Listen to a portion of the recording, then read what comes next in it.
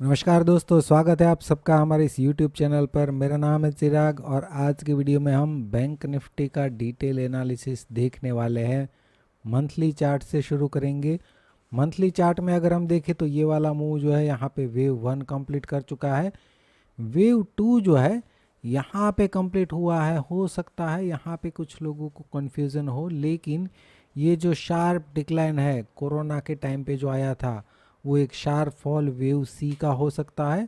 तो उसके आगे का जो भी यहाँ से यहाँ तक का मूव है वो एक करेक्टिव मूव हो सकता है। देखने में ये हमें एक ए बी सी, फिर ये लिंक वेव एक्स और फिर से यहाँ पे ए बी सी, इस तरीके से ये एक डबल जिगजैग करेक्शन हमें इरेग्युलर ऊपर की तरफ देखने को मिल रहा है, जो कि सजेस्ट कर रहा है कि बैंक निफ्टी आने वाले सालों में पॉजिटिव दिख रहा था यहाँ पे, राइट। तो ये एक इरेग्युलर करेक्शन बहुत बड़ा हमें बैंक निफ्टी में भी देखने को मिला। सिमिलरली निफ्टी में भी इसी की तरीके का काउंटिंग मैंने बहुत टाइम पहले जो है पोस्ट कर दिया था, राइट। अब यहाँ से जो वेव 3 शुरू हुआ है उसका अगर हम प्रोजेक्शन निकाले तो ये 361% ऑलमोस्ट अचीव कर चुका है, राइट। अब यहाँ से यहाँ तक का जितना भी मूव हुआ है वेव 3 का, उसका अगर हम रिट्रेसमेंट निकालें तो ये 23 to 38% की रेंज है, राइट, जो कि बहुत बड़ी आ रही है, राइट। अगर ये वेव 3 ये पूरा हो चुका है या इसके आसपास पूरा होगा तो एक बड़ा करेक्शन हमें बैंक निफ्टी में भी देखने को मिल सकता है। हम एक काम करते हैं, यहाँ से वेव 3 का जो प्रोग्रेस है उसको स्मॉलर टाइम फ्रेम में देखते हैं क्या लग रहा है वहाँ पे। वो वेव 3 के प्रोग्रेस को अगर हम देखें तो ये ऐड बीच में आ जाती है, इसलिए उसको बंद करके यहाँ पे देखेंगे तो ये 1 2 3 के अंदर देखेंगे तो 1 2 3 4 और 5, तो यहाँ पे 3 कंप्लीट लग रहा है। ये 4 जो है यहाँ से उसका रिट्रेसमेंट निकाले तो एग्जैक्टली 38% पे ये टच हुआ है, राइट। तो यहाँ पे हम 4 कंसिडर करेंगे और फिफ्थ का प्रोजेक्शन निकालते हैं तो ये 61 और 100% की रेंज में ऑलरेडी ट्रेड कर रहा है। यानी कि ये वेव 5 जो है, वेव 3 जो यहाँ से शुरू हुआ है उसका वेव 5 ऑलरेडी एक्सटेंडेड है, राइट, जो कभी भी कंप्लीट कर सकता है। अगर वेव 3 का वेव 5 एक्सटेंडेड कभी भी कंप्लीट कर सकता है तो हमें इस रेंज में 44,500 से लेके 39,000 की रेंज में एक करेक्टिव डिक्लाइन देखने को मिल सकता है, राइट।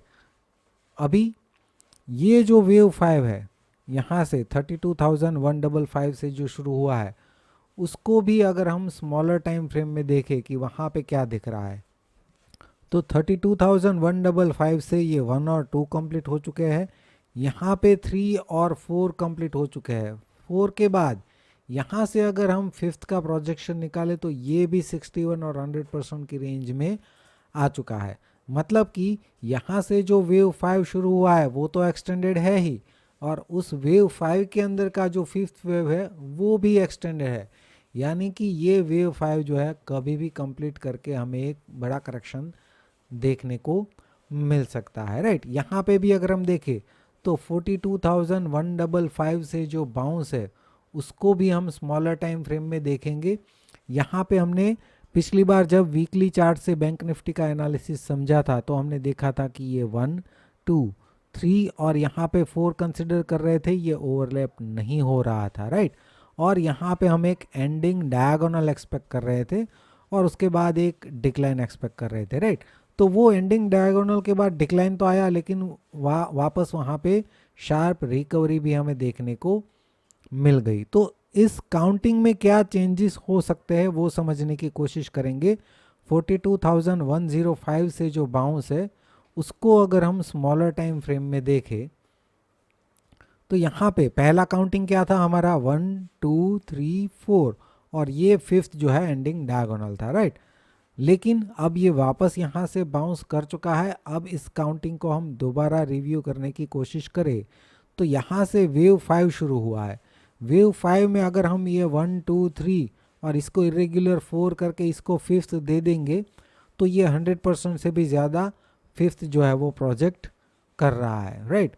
तो दूसरा काउंटिंग की पॉसिबिलिटी क्या हो सकती है, ये फर्स्ट ABC, फिर यहाँ से सेकंड ABC में ये A, ये B और ये C, तो यहाँ पे ये सेकंड ABC बन सकता है, ये फर्स्ट, और यहाँ पे अगर आप देखें स्मॉलर टाइम फ्रेम में हम बहुत बार देख चुके हैं, ये भी निफ्टी की तरह 3 वेव बाउंस ही है, राइट। तो यहाँ पे थर्ड एबीसी और हो सकता है कि फोर्थ एबीसी जो है अभी प्रोग्रेस में है। फोर्थ एबीसी कंप्लीट होने के बाद एक बार फिर से एक फिफ्थ एबीसी हमें देखने को मिल सकता है।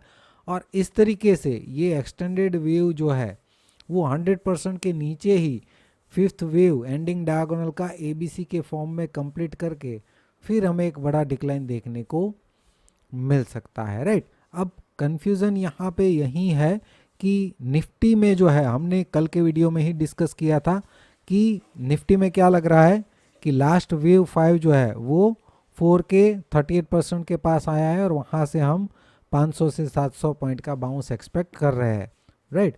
जहाँ पे वेव 5 वेव थर्ड के वेव 5 का कंप्लीशन लग रहा है वहाँ पे 500 से 700 पॉइंट का बाउंस एक्सपेक्ट कर रहे हैं।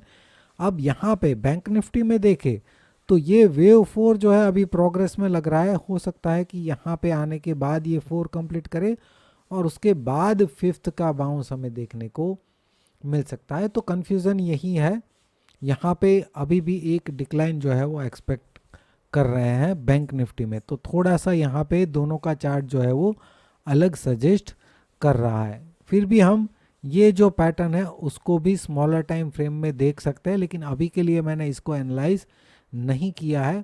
ओवरऑल मैंने डेली चार्ट तक ही एनालाइज किया है और वहाँ पे हमें लग रहा है कि इस ट्रेंड लाइन के आसपास हमें एक डिक्लाइन, मतलब कि इस बाउंस के 61% के आसपास एक डिक्लाइन जो है वो मिल सकता है। अब क्या होगा, हमारा निफ्टी का एनालिसिस गलत होगा, ये 1 2 3 और 4 का जो 38% है क्या वो ब्रेक करके निफ्टी नेगेटिव हो जाएगा या फिर बैंक निफ्टी यहाँ से एक बाउंस देगा, अभी के लिए हमें नहीं मालूम। जो भी होगा देखेंगे। बैंक निफ्टी का डिटेल एनालिसिस मंथली चार्ट से डेली चार्ट तक हमने समझा। फ्रेंड्स, वीडियो अगर अच्छा लगा है तो लाइक और शेयर ज़रूर कीजिए और अगर आप चैनल पर नए हैं तो सब्सक्राइब करना बिल्कुल भी मत भूलिएगा। वीडियो देखने के लिए आपका बहुत बहुत शुक्रिया, धन्यवाद।